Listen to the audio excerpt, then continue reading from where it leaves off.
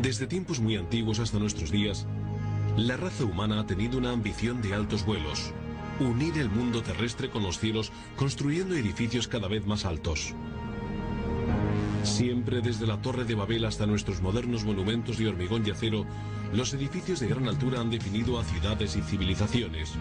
Son monumentos duraderos al poder y a la prosperidad, pruebas tangibles del ingenio humano y declaraciones elevadas de nuestros grandes logros.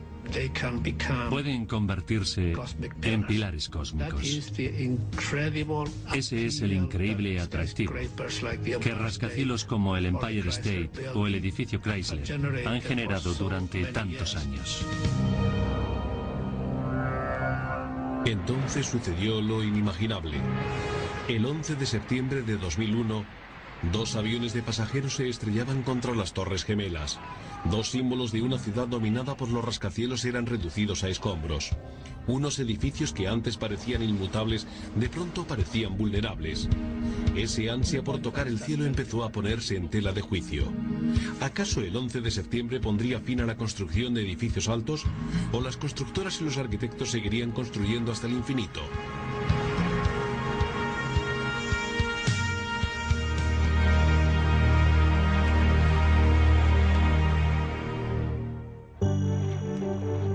Durante años las constructoras han tratado de superarse las unas a las otras construyendo cada vez más alto, superando por centímetros al campeón del momento. Durante la mayor parte del siglo XX, la carrera de la altura fue una competición americana. En la primavera de 1930, Walter Chrysler se batía con el Bank of Manhattan Trust Company por el título del rascacielos más alto del mundo. Los dos edificios fueron a la par hasta el último momento en que Chrysler reveló un chapitel que había estado escondido en el hueco del ascensor de su edificio. La aguja le valió al edificio de Chrysler el título de edificio más alto del mundo por solo 36 metros. Este es el más alto de esta semana, pero no sabemos qué nos deparará el mañana. Ciertamente, la victoria de Chrysler sería efímera. Un año más tarde se terminaba el Empire State. Contaba con un chapitel de 5,5 metros que los propietarios del edificio tenían previsto utilizar como atracadero de dirigibles. El Empire State se inauguró en mayo de 1931. Era el edificio más alto del mundo por 62 metros. Estamos en el piso 86º del Empire State. La punta de la aguja lo convierte en el edificio más alto del mundo hoy por hoy. Con sus 368 metros, el Empire State dominaría el cielo de Manhattan durante 41 años hasta que en 1972 fue eclipsado por los 417 metros de las torres del World Trade Center. Pero las Torres Gemelas conservaron el récord solo durante un par de años, hasta que Chicago se lo arrebatara por 26 metros con la Torre Sears en 1973. Pasaron 2 décadas y la carrera se extendió a la otra punta del mundo. De hecho, es un gran orgullo nacional que las Torres Gemelas Petronas sean los edificios más altos del mundo. El 13 de abril de 1996, Petronas, la compañía petrolífera de Malasia, hacía famoso internacionalmente a su país con unas torres de 288 pisos. El doctor Mahathir deseaba que estos edificios fueran el símbolo de la ciudad, de Kuala Lumpur, un símbolo del país, de Malasia. Querían dejar una cosa bien clara, que habían llegado, que eran parte del siglo XXI y que eran un gran centro económico mundial. Con 452 metros, las torres son solo 10 metros más altas que las Sears, pero al alzarse con el título mundial de altura anunciaban la importancia de Kuala Lumpur como una capital comercial y cultural.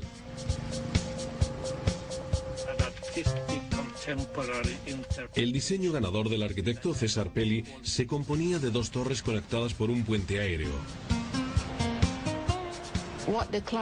El cliente quería que el arquitecto incorporara características del Islam al edificio. Durante el concurso y con el proyecto, nunca buscábamos altura.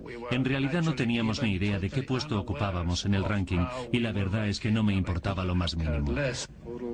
A pesar de esta afirmación, Peli iba a incorporar un elemento de diseño que lo haría llegar más alto que ninguno otro. Las torres Petronas tienen una aguja de 70 metros, de manera que añadiendo eso a la altura total, lo convierte en el edificio más alto del mundo. En el concurso no teníamos las agujas. De hecho, nos costó muchísimo trabajo diseñarlas. La dificultad estribaba en que tendían a hacer que las torres parecieran torres de iglesia. Cada vez eran más altas y esbeltas, hasta que un día nos dimos cuenta de que estábamos a un paso de sobrepasar a las torres Sears, y eso fue lo que nos hizo darle el último empujoncito. En 1996, las Torres Petronas se alzaron con el título de edificio más alto del mundo. Pero pronto surgiría un rival. La conquista del cielo se iba a convertir en una carrera con todas las de la ley. China, agosto de 1997. El empresario japonés Minoru Mori empieza a planear la construcción de una supertorre en Shanghái, la segunda ciudad más grande del país y un centro económico en rápida expansión. El señor Mori contrata a una firma de arquitectos neoyorquina, la Com Pedersen Fox, para que se encargue del diseño. Estamos construyendo lo que será, tal vez por poco tiempo, el edificio más alto del mundo. Será el Shanghai World Financial Center. Este edificio que hemos proyectado será inevitablemente un símbolo para Shanghái. Así que volvimos la vista a la antigüedad china, cuando los símbolos del prisma cuadrado y del disco circular parecían tener una gran relevancia en la comunión entre la tierra y el cielo. Esto lo conseguimos básicamente cogiendo un prisma cuadrado y recortando porciones de ese prisma con una especie de arcos cósmicos, de tal manera que el edificio pasara de tener forma cuadrada en su base a unas líneas más delicadas en la parte superior. Al igual que todos los rascacielos, la torre de Shanghái tendrá que soportar vientos muy fuertes. Para compensar la presión del viento, Pedersen da con un diseño novedoso para la parte superior del edificio. Cuando llegamos a la parte más alta, donde el ancho de la fachada es mucho mayor que la profundidad, hemos introducido una enorme apertura cilíndrica que llamamos la Puerta de la Luna, para liberar esas presiones. La Puerta de la Luna soluciona el problema del viento, pero el diseño provoca un choque cultural inesperado. Los arquitectos descubren que en China, un edificio propiedad de un empresario japonés es un campo de minas simbólico. Lo que para mí representaba una puerta de la luna, de hecho tenía un significado totalmente opuesto para ellos. Ellos veían el sol naciente. Tal y como se presentó en su forma original en Shanghái, como la Puerta de la Luna, no fue muy bien recibido, ya que se veía como un emblema de Japón. Y al alcalde de Shanghái no le hizo ninguna gracia. Entonces sugerí la posibilidad de construir un puente que atravesara la apertura y que simbolizara la unión de los dos extremos y al mismo tiempo disminuyera el efecto del círculo. Eso satisfizo completamente al alcalde. A solo 160 kilómetros de distancia, ese mismo año compite un nuevo rival en la carrera por construir el rascacielos más alto del mundo. La República de Taiwán desafía a la China continental con sus planes para una supertorre. Creo que este edificio le dará publicidad a Taipei y la situará en el panorama internacional. Los planes originales del Aras Lin eran que el arquitecto más famoso de Taiwán, C.Y. Lee, diseñara una torre de 66 pisos y dos edificios más pequeños y oficinas para la capital, pero no tardaron en modificar sus planes originales y aumentar sus ambiciones. Dos clientes muy importantes iban a quedarse con los dos edificios más pequeños, pero cuando vieron el complejo, ambos dijeron que querían estar en el edificio principal. Siempre habíamos querido construir un rascacielos, el edificio más alto del mundo, de manera que cuando se nos presentó la oportunidad de añadir las dos torres encima de la grande, nuestras ideas empezaron a crecer. Normalmente en el mundo occidental, la expresión de la altura es un segmento continuo que se prolonga hasta el cielo. Nosotros dividiremos la masa de forma incremental para expresar la altura. Cuantas más unidades añadamos, más altura ganaremos. 1, 2, 3, 4, 5, 6, 7... La numerología china los catapulta al cielo. En la filosofía china, el 99 es un número que significa la eternidad, el 100 la perfección, pero el 101 significa más allá de la perfección. También significa innovación. Y nos recuerda que no debemos dormirnos en los laureles y que hay que seguir mejorando. Este nuevo monolito de nombre Taipei 101 contará con 101 pisos y tendrá prácticamente la misma altura que el Shanghai World Financial Center. Ninguno de los dos equipos sabe cuál de los dos rascacielos se alzará al final con el título. El resultado se decidirá por unos pocos metros, por eso el remate del edificio será crucial en la competición. La pregunta es ¿qué forma va a tener arriba? Por esa razón, hemos dedicado muchísimo esfuerzo a planear diversas formas, y esta creo es la mejor. Esta es nuestra preciosa aguja, 60 metros. Pero todavía le queda mucho al Taipei 101 para materializarse. La transición desde unos planos a la realidad es sumamente difícil y estos arquitectos tienen un problema adicional. El edificio estará emplazado justo encima de una falla sísmica. La presión del viento, los terremotos, el estado del suelo, además la altura de la torre y su forma tan singular, suponen retos a los que tendremos que hacer frente. Por lo tanto, antes de que el edificio pueda ir hacia arriba, primero tendrá que ir hacia abajo. En el lecho de roca entre 60 y 80 metros de profundidad se introducen más de 380 pilares de base. A continuación se les somete a una prueba de tensión dinámica. Se les coloca peso encima y después se hace detonar una carga explosiva para simular un seísmo.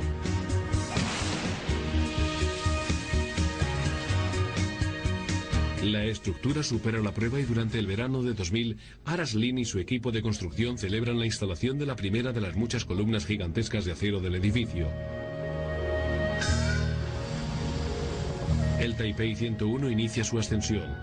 Su objetivo, convertirse en el edificio más alto del mundo. Mientras tanto, en Shanghái, la ascensión del World Financial Center se retrasa incluso antes de iniciarse. La economía asiática se tambalea y el señor Mori quiere posponer la construcción hasta que se recupere. Íbamos a empezar con la superestructura cuando tuvimos que suspender las obras. El señor Mori pensaba que sería mejor esperar hasta que el mercado mejorara. Las obras se paran, pero la visión de Mori sigue creciendo. Despide al equipo original de ingenieros y a principios de 2001 contrata a Leslie Robertson Associates, una firma de ingenieros muy destacada de Nueva York. La Robertson se hizo famosa en la década de los años 60 con su diseño innovador de las torres del World Trade Center. En el World Trade Center yo era, digamos, el ingeniero oficial y tenía a mi cargo la dirección del proyecto. Era un tipo de edificio completamente nuevo comparado con lo que se había hecho en el pasado. Las torres se construyeron con acero ligero, no con hormigón, y eran los primeros rascacielos que tenían plantas abiertas entre el núcleo de servicios y la fachada perimetral.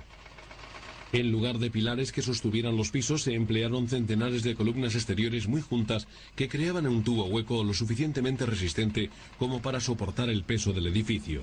La planta de los pisos servía para conectar el núcleo con el perímetro y unos puntales gigantescos en el tejado mantenían la estructura tensa de cara al viento. 35 años después, Leslie Robertson planeará una estructura totalmente diferente para Shanghái. Basándose en los planos originales, Mori quiere construir su supertorre todavía más alta. Robertson, en cambio, alega que no es la altura lo que le atrajo del proyecto. Solo quiero diseñar cosas, y la altura no es lo que más me importa. Tal vez no quiera decirlo abiertamente, pero de hecho, el Financial Center tiene suficientes pisos como para rivalizar con el Taipei.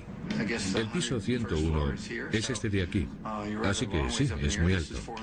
En este punto son 492 metros del suelo. Cuenta con un núcleo central que es la parte blanca del interior. El material es hormigón armado. Lleva unos puntales a 3 niveles que conectan el núcleo con la estructura exterior. Y por último, una megaestructura con los refuerzos y las grandes columnas de la fachada. Las tres partes están pensadas para resistir la fuerza del viento y los terremotos. El Shanghai World Financial Center es el edificio más bonito y excitante del mundo. La forma es fantástica, ya que cambia según el ángulo desde donde se mire. Una vez diseñados los planes básicos, hay que probar su resistencia. La normativa de construcción en Shanghái limita la cantidad de deflexión lateral del edificio que puedes tener. De manera que antes de que Robertson pueda finalizar los planos de ingeniería, hay que mandar al nuevo edificio a un túnel de viento donde se simulen las condiciones eólicas de Shanghái. Este modelo de plexiglas lleva incorporados 600 sensores diminutos que transmitirán la información sobre el comportamiento de la estructura bajo condiciones variables de viento. En el túnel de viento, los obstáculos del terreno se simulan con pequeños bloques de edificios que sobresalen del suelo del túnel. Los edificios actuales y los que están proyectados para el futuro afectarán a las pautas del viento, de manera que se sitúa al World Financial Center entre el resto de los edificios del distrito Pudong de Shanghái. Sus vecinos más próximos son el Jilmao, por ahora el tercer edificio más alto del mundo, y un bloque negro que representa el edificio Z, una torre que no se ha construido todavía, pero de la que se conoce su altura, por lo que se puede calcular la influencia que tendrá en el conjunto. El modelo gira para exponer todas las caras del edificio al ventilador. La réplica es una 50ª parte del tamaño del edificio real y los vientos a escala reducida representan ráfagas reales de cientos de kilómetros por hora. Me gustaría hablar con el doctor Les Robertson. Ya tenemos algunos resultados. Los resultados fueron fantásticos. Las fuerzas estaban en línea con lo que habíamos predecido, más o menos la mitad del límite aceptable, por lo que la gente no notará los efectos. Las pruebas demuestran que el majestuoso diseño de Robertson soportará perfectamente la fuerza de los elementos.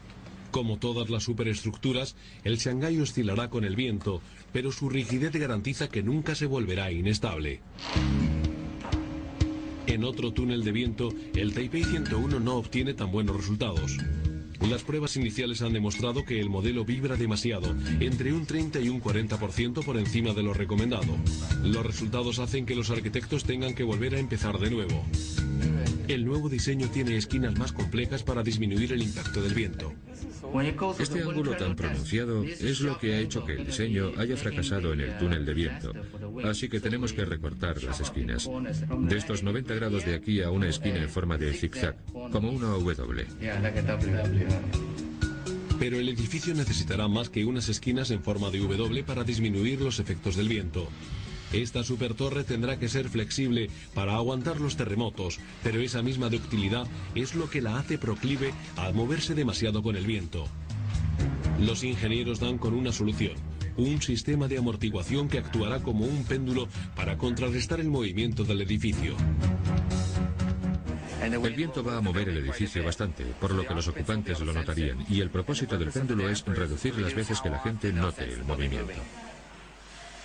Este tipo de contrapesos son normales en edificios muy altos, pero el del Taipei 101 será el más pesado de todos, 660 toneladas de acero que penderán de enormes cables desde el piso 92.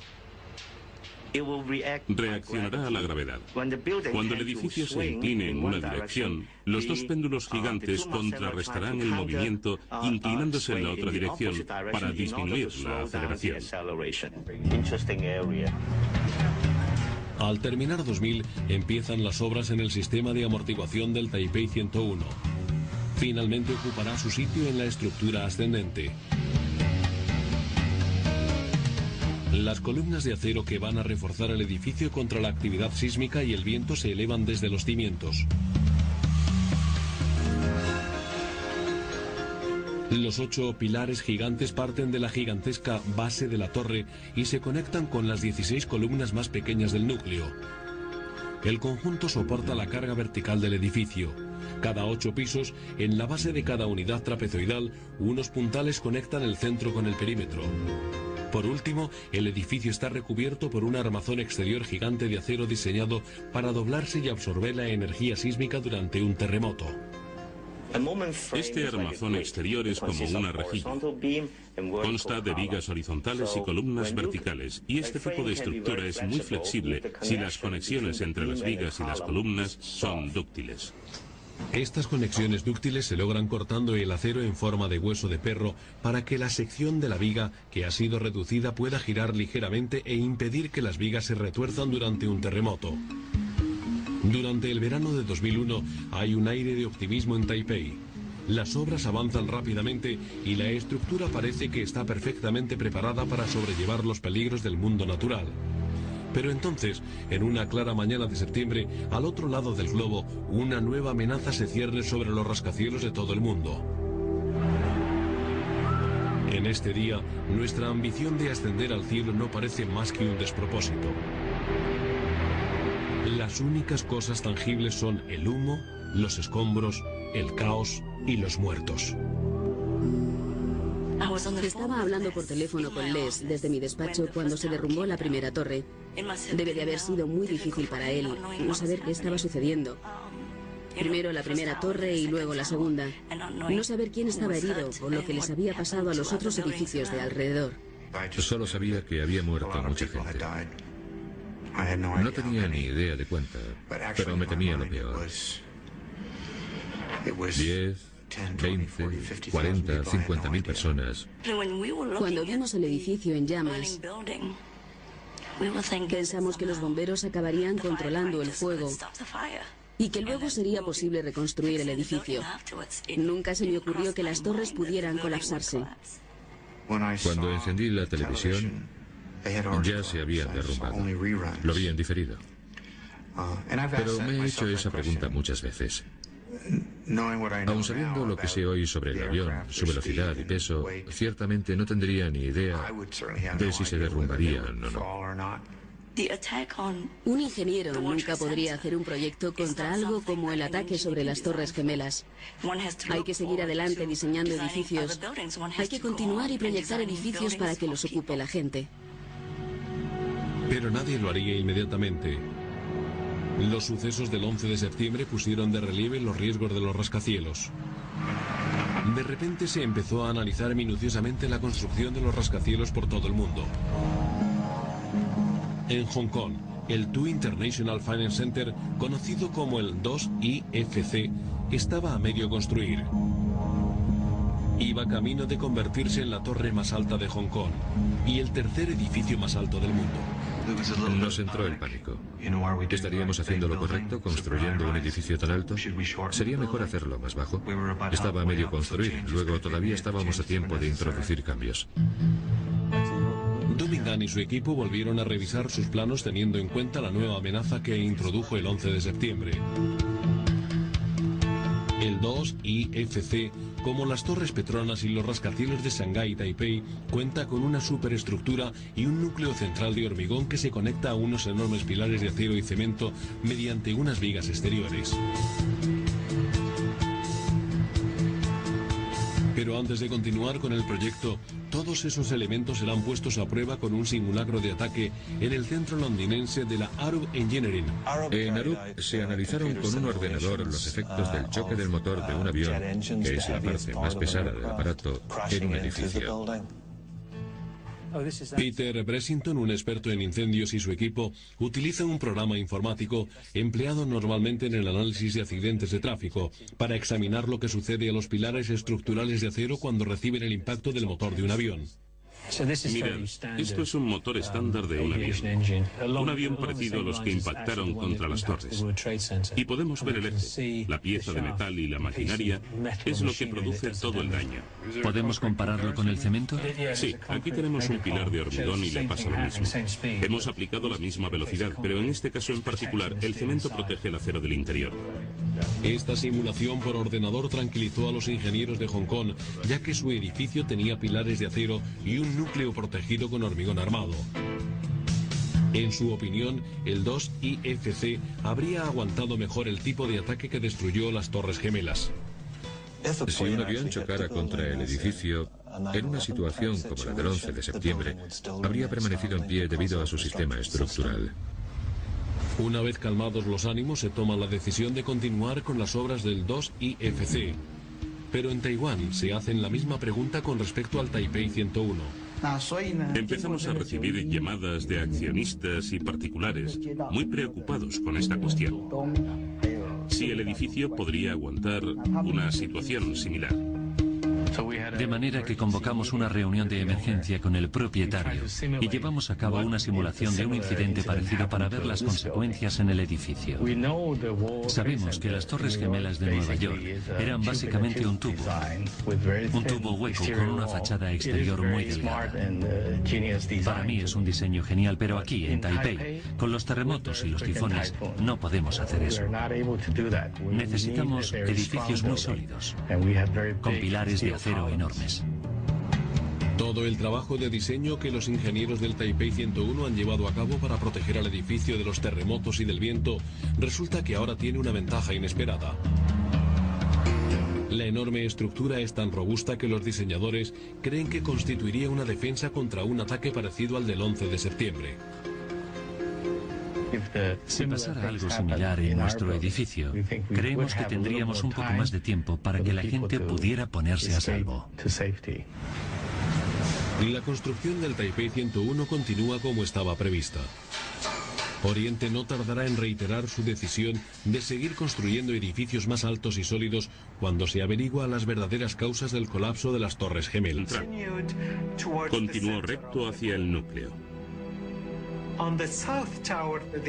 En cambio, en la Torre Sur, el impacto del avión fue excéntrico y sesgó las columnas exteriores. El impacto derribó o destrozó los pilares de ambas torres. Los restos del avión arrancaron la mayor parte del material ignífugo que recubría el acero. No hay ningún tipo de material ignífugo en el mundo que haya sido diseñado para soportar el impacto de unos fragmentos volando a 800 kilómetros por hora. Aún así, las torres permanecieron en pie.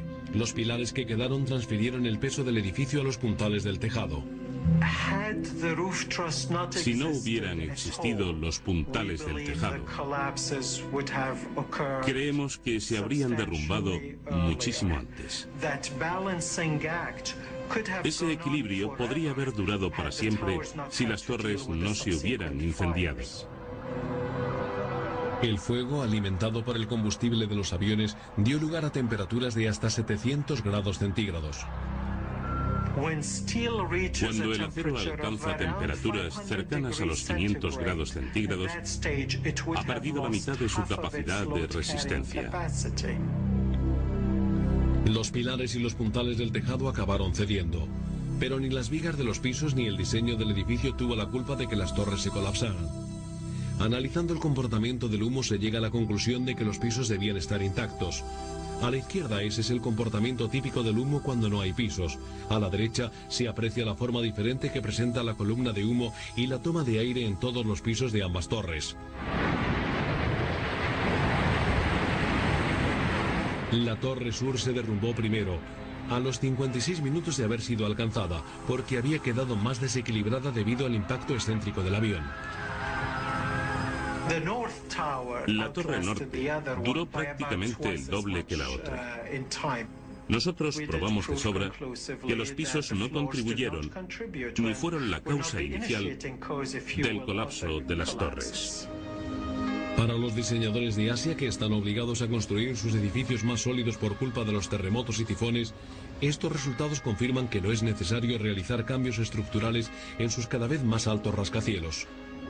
No podemos ir por ahí diseñando edificios para cada tipo de catástrofe. ¿En dónde pones el límite? ¿Tenemos que empezar ahora a diseñar edificios contra ataques nucleares? La respuesta dentro de la comunidad de ingenieros fue un rotundo no, pero muchos empezaron a poner especial cuidado en los planes de evacuación. Debido a los peligros naturales, los edificios asiáticos necesitan contar con diseños más resistentes y estrategias de evacuación rápidas. El 2 IFC de Hong Kong cuenta con ambas.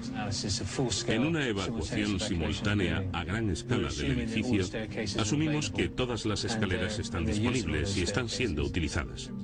El grupo de Peter Pressington puede predecir con confianza que su nuevo edificio puede ser evacuado en 20 minutos. Eso supone 15.000 personas descendiendo a la vez desde 88 pisos.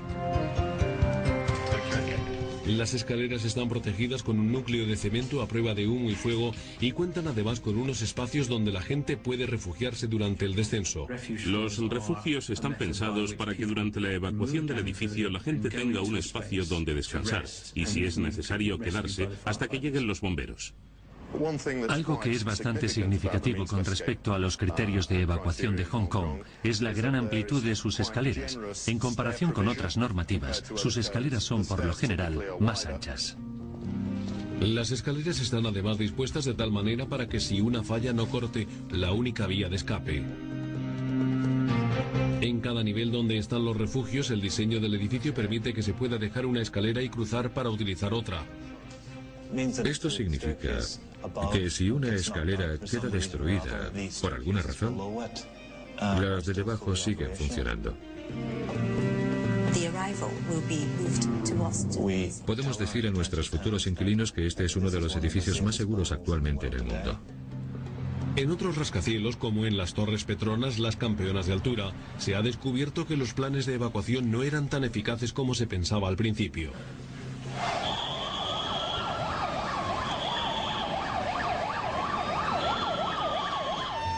Antes del 11 de septiembre, en las torres se practicaban las evacuaciones escalonadas. Se realizaban simulacros de incendios en una zona localizada y se evacuaban los pisos que estuvieran afectados. Pero tras el 11 de septiembre, a raíz de una amenaza de bomba, quedó patente que estos ensayos eran deficientes a la hora de enfrentarse a una emergencia a gran escala. Los 15.000 ocupantes tuvieron que evacuar las torres al mismo tiempo. Jamás se habían realizado simulacros de incendio de esta magnitud.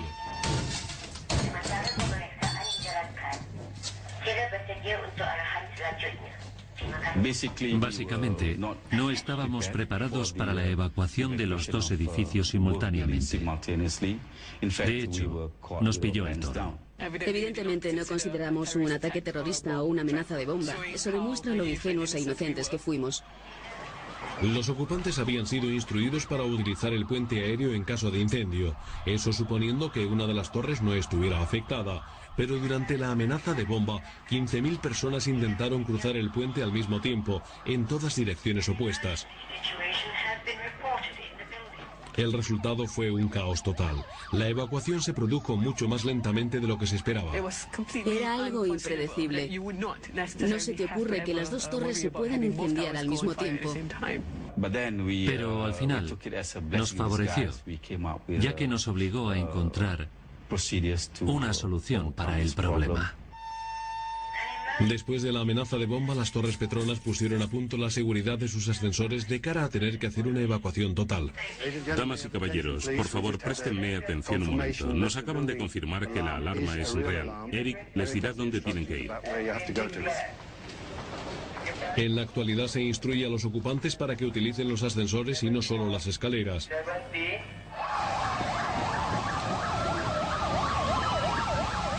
Los bomberos de Kuala Lumpur también pueden llegar a la zona del incendio en tiempo récord gracias a unos ascensores reforzados contra incendios o ascensores bomba que cuentan con un suministro eléctrico autónomo. Esto es práctica común en las normativas de construcción asiáticas. En los procedimientos de evacuación del 2 IFC de Hong Kong también se incluyen los ascensores. Contamos con ascensores para los bomberos que los llevan directa y rápidamente al piso donde está el incendio. También se pueden usar para evacuar a la gente que no pueda utilizar las escaleras.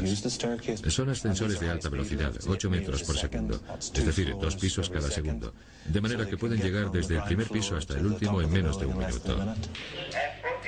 La efectividad de los nuevos planes de evacuación de las Petronas queda probada en este simulacro de incendio. La evacuación se realiza de 11 en 11 pisos cada vez y se emplean tanto los ascensores de servicio como los de emergencia. Los ascensores de esta generación son sumamente fiables. Es muy raro que se averíen en caso de incendio, pero por supuesto tienen que estar protegidos contra el fuego y el humo. Eso es fundamental. Los resultados son excelentes. Utilizando los ascensores se puede evacuar el edificio en solo 20 minutos. Las regulaciones de construcción en Asia permiten la utilización de los ascensores en caso de incendio, pero eso no ha sido el caso de Estados Unidos hasta ahora. Sin embargo, los nuevos edificios que se alcen sobre las cenizas del 11 de septiembre contarán con unas medidas de seguridad que van a superar los requisitos de la normativa vigente para la ciudad. El World Trade 7 es el primer edificio que se está edificando en la zona cero y sus diseñadores están dispuestos a que sus 57 pisos gocen de la mayor seguridad posible. El World Trade 7, siendo el primer edificio que se construiría en esta zona, tenía que ser el que marcara el ritmo, por lo que le había ocurrido en el World Trade Center. Cuenta con una mejora de diseño. Las escaleras son un 20% más anchas de lo que exige la ley. Esto permitirá que las personas que estén bajando en doble fila no choquen con los bomberos que están subiendo. Estas líneas rojas muestran la gente bajando y los bomberos subiendo. Tenemos 4 salidas en la base del edificio en lugar de 2. Exacto. El World Trade 7 también contará, como en los de Asia, con un núcleo de hormigón armado de 0,6 metros de espesor. Nueva York, por una serie de razones prácticas y económicas, ha construido siempre edificios de acero con núcleos de acero. En Chicago, en Los Ángeles, en Londres y en Kuala Lumpur, generalmente, construimos edificios con núcleos de hormigón. Así que no es que sea una tecnología nueva, sino que es nueva para Nueva York. Los edificios de acero de Nueva York tienen resistencia de sobra para soportar el tipo de fuerzas naturales de la región, pero el 11 de septiembre introdujo una nueva preocupación. El núcleo de hormigón protegerá al edificio del fuego y dará más tiempo a sus ocupantes para escapar en caso de emergencia. El grado de resistencia al fuego es suficiente para que la gente pueda salir del edificio. Que el edificio se caiga en 12 horas, eso es otro problema, pero has tenido tiempo para sacar a la gente. Al final vamos a tener con el 7 el rascacielos más seguro que se haya construido nunca en Estados Unidos. Y todo lo que hagamos en el 7 se aplicará a todo lo que se construya en el solar de las torres. El rascacielos más seguro de Estados Unidos seguirá quedándose corto en materia de seguridad si se compara con los edificios asiáticos. El objetivo del World Trade 7 es evacuar 8.000 personas de 57 pisos en menos de una hora. Una meta modesta comparada con la de 15.000 personas en 20 minutos de las Petronas y Hong Kong, pero aún así es una mejora con respecto a otros edificios de Estados Unidos. Mientras los planes de edificación siguen adelante en Nueva York, en Asia continúa la carrera de la altura. Pero el 31 de marzo de 2002, un terremoto vuelve a recordarles a los ingenieros del Taipei 101 por qué deben hacer su edificio tan resistente. En Taiwán los terremotos son una preocupación seria. El país se encuentra sobre una falla tectónica del Pacífico que produce varios temblores al año en la región. Con 2/3 del edificio acabados y aún vulnerable, su resistencia es puesta a prueba prematuramente.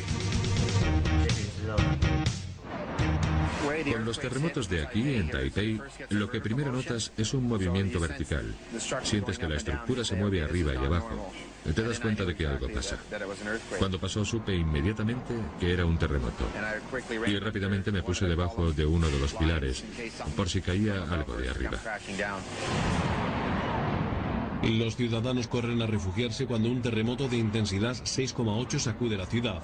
A centenares de metros en lo alto, las 2 gigantescas grúas de construcción empiezan a inclinarse.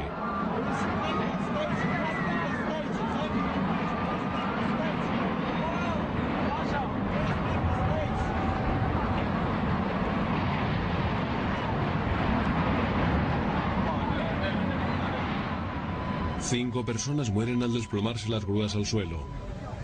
Pero el Taipei 101 permanece en pie con su estructura intacta. Me preocupaban otros edificios de Taiwán, pero no el nuestro. Porque estábamos convencidos de que ese edificio estaba diseñado para soportar un terremoto de esa magnitud. El edificio resistió, pero las grúas causaron daños durante la caída. Las obras deben interrumpirse durante 7 meses para hacer reparaciones.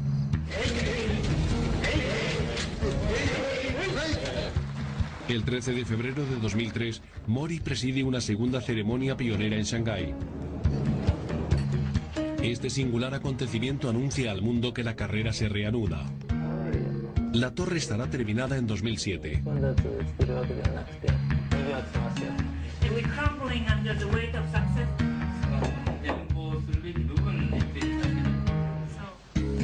Pero mientras tanto, la ascensión del Taipei 101 al techo del mundo sigue siendo indiscutible.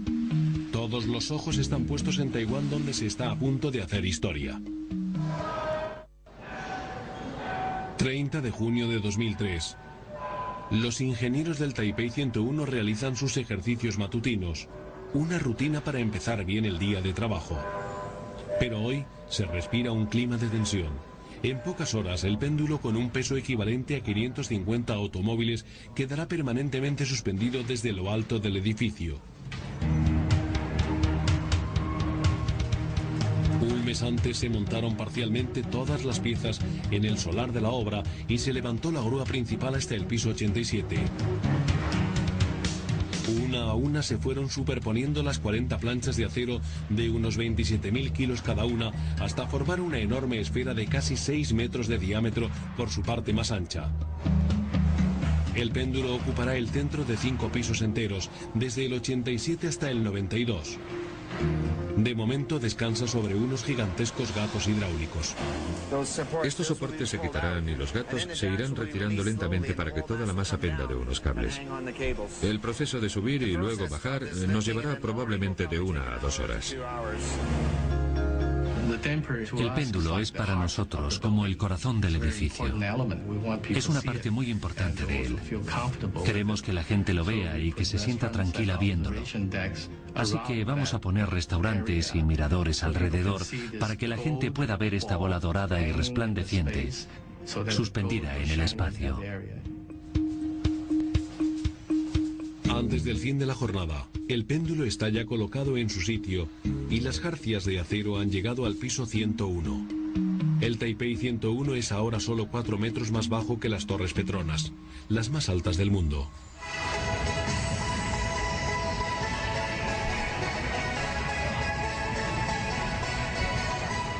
El 1 de julio de 2003 es el día en que se remata el edificio.